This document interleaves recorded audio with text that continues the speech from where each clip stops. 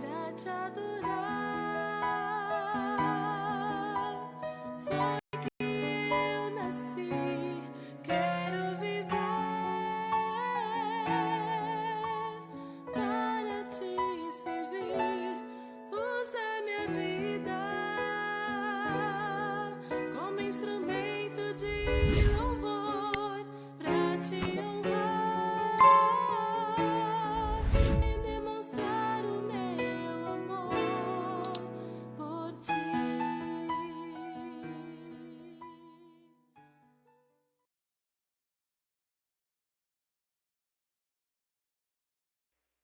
Bom dia, bom dia. Começando mais um Café Comunhão. Hoje nossa leitura e reflexão no livro de Cantares, capítulo 3. Cantares de Salomão, o Cântico dos Cânticos, ou só Cantares, capítulo 3. Desde já pedimos a vocês que compartilhem o vídeo, dê o seu like, seu joinha, se inscreva se não é inscrito ou incentive outros a se inscreverem no canal. Vamos divulgar o máximo possível essa palavra para que ela alcance muitos corações. Esse capítulo 3 de Cantares contém o primeiro dos dois sonhos da Sulamita, dos quais este, versículos de 1 a 6, ocorre antes de seu casamento, e o outro, versículos do capítulo 5 até a partir do versículo 2 até o versículo 8, mostrando justamente o que acontece depois do casamento. Então, um segundo sonho que ela tem. Aqui ela sonha que está ansiosamente procurando por seu amado e finalmente o encontra. O tema ausência, presença é, portanto, destacado na canção, tal como acontece com o primeiro casal no Jardim do Éden. Os amantes precisam um do outro para serem completos e para serem inteiros. E lembre-se que nós estamos falando então sobre a questão do casamento aqui em Cantares, e isso pode muito auxiliar a sua vida e a vida de outros que porventura estejam passando por alguma crise conjugal. Então aqui e em outros lugares de Cantares nós encontramos evidências de uma relação de igualdade, em que a mulher é tão ativa quanto o homem em tomar a iniciativa na construção do relacionamento. Então, um não fica esperando pelo outro, mas os dois tomam iniciativa na construção do seu relacionamento. Ela começa então, o texto começa nos dizendo o seguinte, logo no primeiro versículo: de noite em minha cama busquei aquele a quem ama minha alma, busquei-o e não o achei.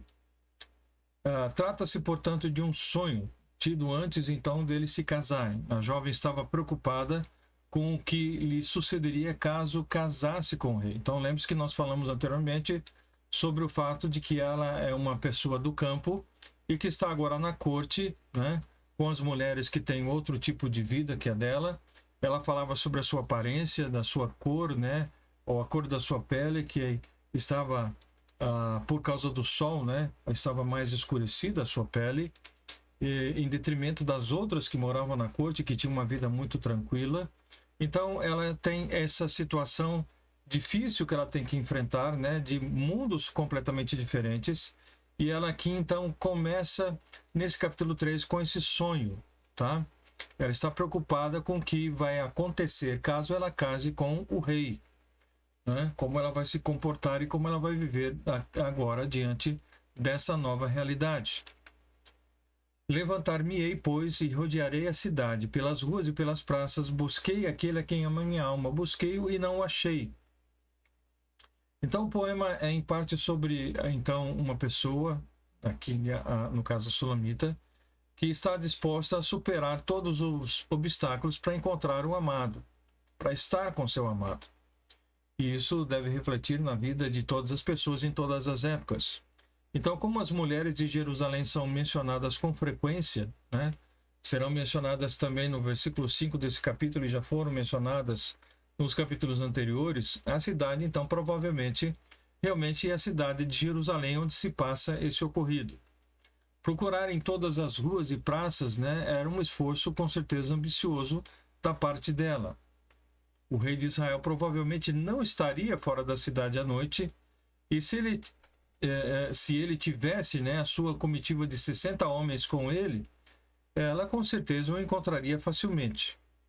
Em vez disso, a mulher parece estar procurando um homem comum em lugares comuns, então ela não vai com certeza dessa forma conseguir encontrá-lo, tá? Então, de novo, ela está indo com a mentalidade comum e não com a mentalidade da corte. Está procurando, então, em lugares comuns. O rei está com a sua comitiva, 60 homens, então não é difícil de encontrar uma quantidade de pessoas assim guardando a vida do rei. Tá? Versículo 3: Acharam-me os guardas que rodeavam pela cidade e eu lhes perguntei: vistes aquele a quem ama minha alma? Então lembre-se que ela está sonhando. Então ela sonha e dentro desse sonho, então, ela encontra com os guardas da cidade, que seria como justamente, né, os policiais que nós temos nos dias de hoje, né? Ou então aqueles que ficam guardando as ruas, né, andando por aí com seus carros ou com as suas motos, tá? Então os vigias eram justamente, né, dessas cidades antigas, eram equivalentes então à polícia nos dias de hoje, guardiões do costume, né, social e também da lei. Eles foram então postados nas muralhas da cidade para poder vigiar ataques e garantir que qualquer tráfego dentro ou fora da cidade não fosse ameaçador, ok? Então eles têm ali uma atuação preventiva. A mulher pode ter sido detida porque não morava na cidade e então não foi reconhecida. Não era considerado apropriado, com certeza, para uma mulher sair sozinha à noite. Então diz que os guardas a acharam, né? E aí ela pergunta justamente a eles se haviam encontrado o seu amado, né? A cena então acentua o forte desejo que a mulher deve ter sentido em relação ao homem, justamente ao ignorar as convenções sociais e as considerações de segurança. Convenções sociais, não saía sozinha uma mulher à noite naquela época. Considerações de segurança, ela estava correndo perigo, né, de ser confundida com alguém e ser maltratada. Versículo 4. Apartando-me eu um pouco deles, logo achei aquele a quem ama minha alma. Agarrei-me a ele e não o larguei, até que o introduzi em casa de minha mãe, na câmara daquela que me gerou, ou seja, no quarto da sua mãe. Então a noiva encontra o seu amado, né, aquele a quem ama minha alma, e no seu sonho, então, ela o leva à casa da sua mãe, né? Então, dentro da sua agonia, né, dentro do seu desespero por não encontrar o seu noivo, ela então leva o seu noivo, assim que o encontra, para a casa da sua mãe, tá? Ela deseja então que ele se mude para o lado da sua família e adote o seu estilo de vida, mas é uma atitude equivocada, né? Porque ela é que vai ter que adotar o estilo de vida do rei, casando-se com ele. Não haverá possibilidade dele mudar o seu estilo de vida ou mudar a sua posição. Conjuro-vos, ó filhas de Jerusalém, pelas gazelas e servas do campo, que não acordeis, nem desperteis o meu amor até que queira, né? Então, aqui há novo e forte alerta, tá? Alerta contra a questão do sexo antes do casamento. A gente vê isso em todas as páginas da Bíblia, tá? É considerado algo errado a questão do sexo antes do casamento, biblicamente falando, tá? Então, as pessoas não devem permitir que a paixão sexual seja despertada, né, antes que elas se conheçam de outras maneiras, tá? Então, aqui dentro do que nós estamos vendo, da divisão desses capítulos, o noivado, o casamento e depois a maturidade do casamento, ok?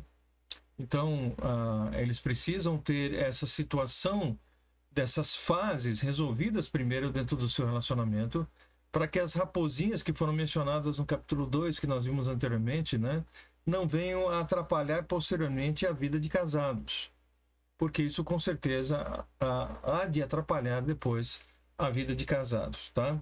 Então ali é avaliado a questão, justamente a importância do matrimônio, como algo que deve ser levado a sério e não de qualquer forma como se fosse uma experiência de laboratório, tá? Então é muito importante isso dentro desse contexto. Nem desperteis o meu amor até que queira. Então tem o tempo certo para esse despertamento e ele não pode ser feito fora do tempo determinado, tá? Quem é esta que sobe do deserto como colunas de fumaça, perfumada de mirra, de incenso e de todos os pós, né, dos mercadores? Então, nós vemos comparado aqui a jornada impetuosa e real desta sessão com a abordagem anterior do capítulo 2. Colunas de fumaça aqui é uma expressão, né, da visitação divina, tá? A visitação de Deus na vida dessas pessoas.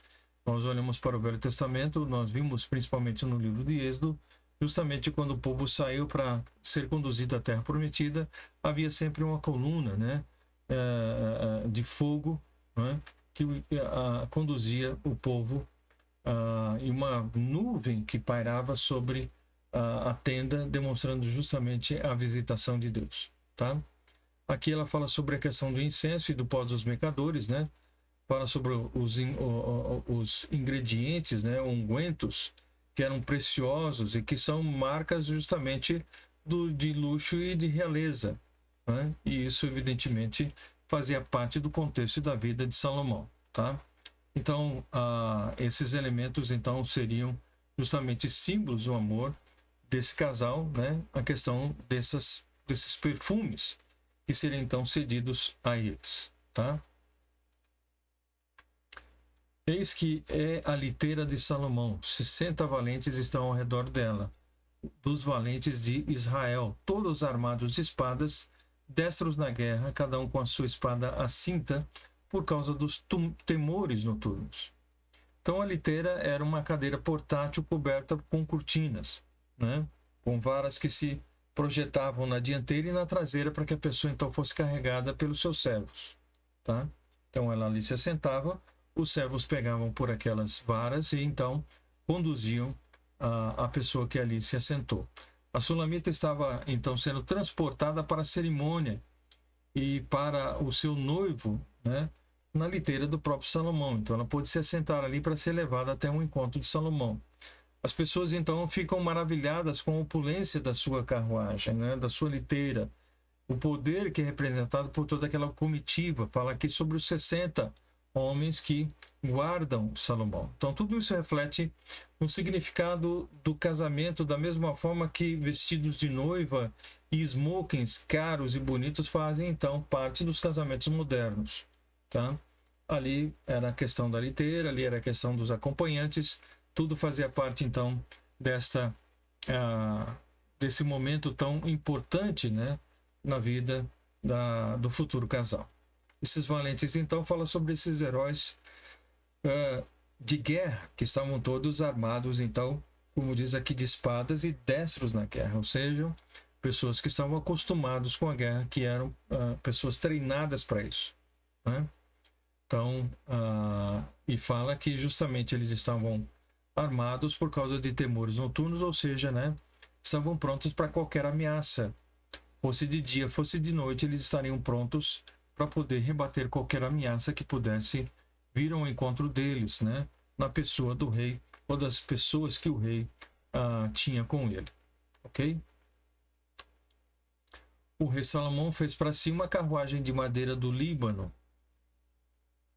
Fez-lhe as colunas de prata, o estrado de ouro, o assento de púrpura, o interior revestido com amor pelas filhas de Jerusalém. Então, os materiais com os quais a carruagem de Salomão foi feita condizem justamente com a sua riqueza, com o seu poder, incluindo, né, a madeira do Líbano, que ele menciona aqui, que era muito cara e que foi usada também na construção do templo, né? Tudo isso foi decorado com amor pelas moças de Jerusalém, as servas, então, né, justamente de Salomão. Então parece que Salomão havia encomendado o projeto e a confecção dessa liteira, né, especialmente para o seu casamento, tá? Então, para a sulamita, a rica decoração de prata e ouro da liteira é menos importante do que o fato, né, de que ela representa o amor e o carinho de Salomão para com a sua noiva. Então, se ele projetou especialmente para aquela ocasião, ela não estava emocionada com o fato da riqueza na qual ela estava assentada, mas o carinho que foi dedicado então a ela através do seu noivo, tá? Então, além de todo o seu esplendor, Salomão foi admirado também e servido com amor, até mesmo pelos seus servos, né? Aqui mencionados como as filhas de Jerusalém, tá? Versículo 11. Saí, ó filhas de Sião, e contemplai ao rei Salomão como a coroa com que o coroou sua mãe no dia do seu desposório e no dia do júbilo do seu coração. Filhas de Sião fala sobre Jerusalém, é outro nome dado a Jerusalém. E na antiguidade, um casamento, para ser considerado válido, né, principalmente lá em Israel, tinha que se tornar um evento público, né? O seu dia era assim previsto, né? Era um dia de grande júbilo, um dia de grande alegria, né? Então diz que todos deveriam contemplar, né? E ele fala aqui sobre as filhas de Sião, então, ou de Jerusalém, que deveriam contemplar um fato público, um evento público, um dia que foi marcado pelo rei, que não era previsto pelo povo, e fala sobre a sua coroa, o símbolo da realeza de Salomão, né? Que foi apropriadamente empregado então nessa cerimônia, tá? Na cerimônia do seu casamento também foi trazida a sua coroa, para que então pudesse, justamente diante daquela cerimônia, diante de todo o povo, pudesse ser usado essa sua coroa, né? Falando sobre a sua realeza, sobre o seu poder, sobre a sua majestade, tá? Então é isso que nós temos aqui, esses 11 versículos no capítulo 3 aqui, que nós temos de Cantares. Então, falando sobre o sonho da Sulamita, que havia então perdido, né, desencontrado do seu noivo, era um encontro, e aí então desenrola toda a questão desse seu sonho, o sonho então que a levará para o seu casamento. Ela sonha com tudo isso, né? E aí nós temos aqui um sonho no capítulo 3, depois no capítulo 5 teremos outro. Então, um sonho antes do casamento, outro sonho que será realizado então, ou será tido, né, posterior ao casamento, ok? Então, na sua aplicação, olhando para esse texto do capítulo 3, em sua aplicação espiritual, esses versos então retratam o amor ardente que Deus deseja que tenhamos por Ele, né? Um amor que o busca e não deixa ir, tá? Então, nós vimos ali claramente que ela o encontra, o seu amado, leva para sua casa, coloca no quarto da sua mãe e quer que ali ele permaneça, tá? Então, dentro do contexto aqui espiritual, fala sobre o amor que nós devemos ter para com Deus, né? Nós devemos desejar encontrá-lo, né? Devemos buscá-lo. Lá no livro de Jeremias, mais à frente nós vamos, se Deus permitir, estudarmos juntos, diz: buscar-me-eis e me achareis, quando me buscardes de todo o vosso coração. Então, se você busca a presença de Deus na sua vida, com certeza você vai encontrá-lo, tá? E uma vez que o encontrou, permaneça junto com ele, né? Permaneça com ele. Que seja feita uma aliança entre você e esse Deus que é tão maravilhoso e que quer ter um relacionamento contigo, né? Isso é muito importante, e dentro do aspecto espiritual é sobre isso que ele quer aqui falar no capítulo 3. A lição principal seria justamente essa, né? Então, ame ao Senhor, né? Deseje-o de todo o seu coração, busque-o até encontrá-lo, e quando você encontrá-lo, não o deixe ir embora, permaneça com ele. Aliás, ele não vai embora, né? Quem se afasta dele somos nós. Então, permaneça ali aos pés dele e não o abandone em hipótese alguma. Temos dias muito corridos, né, nessa vida, e muitas vezes estamos preocupados com tantas coisas e nos esquecemos desse encontro e desse relacionamento com Deus, que é tão precioso e tão maravilhoso, que nos criou e que nos abençoa e que nos dá condições de vida, tá? Então, que você seja grato ao Senhor e possa dedicar um tempo a Ele, né? Porque Ele realmente o ama de tal maneira que Ele, então, quer ter esse relacionamento pessoal íntimo com você, como desse noivo com a sua noiva, ok? Que Deus possa abençoar o seu dia, que todos tenham, então, um dia realmente orientado e dirigido pelo Senhor, um dia que você possa pensar sobre essas palavras e que também dentro do seu casamento você possa ter encontrado a pessoa que Deus colocou na sua vida e que você faça todo o esforço necessário para não deixá-la ir, para não deixá-lo ir, mas que vocês possam permanecer juntos até o fim dos seus dias, porque esse é o desejo do Senhor. E lembrando mais uma vez que a questão do sexo é apenas no contexto bíblico, ele é lícito apenas dentro do casamento e não fora dele. E é sobre isso então que em todo o livro de Cantares estará sendo dito, estará sendo explicado. Já falamos sobre isso no capítulo 2, e aqui capítulo 3 também ele menciona mais uma vez essa relação clara dentro do matrimônio e não antes do tempo. Tá bom? Que Deus abençoe a todos vocês, que tenham todos um bom dia então na presença do Senhor. Pai, muito obrigado pela tua palavra, que nós possamos, ó Deus, tê-la como verdade para nós e assumir que cada um desses compromissos ou desses ensinamentos, eles não são obsoletos, eles não ficaram no passado, não é algo antigo, algo que deve ser mudado com o tempo, mas é a palavra do Senhor que permanece para sempre e que nós possamos assim obedecer claramente aos teus ensinos, para que sejamos bênção para o Senhor e para aqueles que o Senhor tem colocado ao nosso redor, e principalmente o nosso cônjuge, marido ou esposa, que o Senhor nos tem dado. Orienta-nos, portanto, e que nós possamos permanecer nesse matrimônio, nessa vida conjugal, não deixando que as raposinhas venham, ó Deus, atrapalhar a nossa vida, mas que possamos lidar com cada problema com maturidade, na presença do Senhor, buscando soluções para que a nossa vida conjugal, matrimonial, seja uma aliança realmente feita entre nós e também feita com o Senhor. Oramos assim agradecidos em nome de Jesus. Amém. Deus abençoe. Tenham todos um bom dia. Não deixe de compartilhar mesmo depois que encerramos a nossa transmissão aqui. Um forte abraço e até amanhã, se Deus assim nos permitir. Ok? Até lá.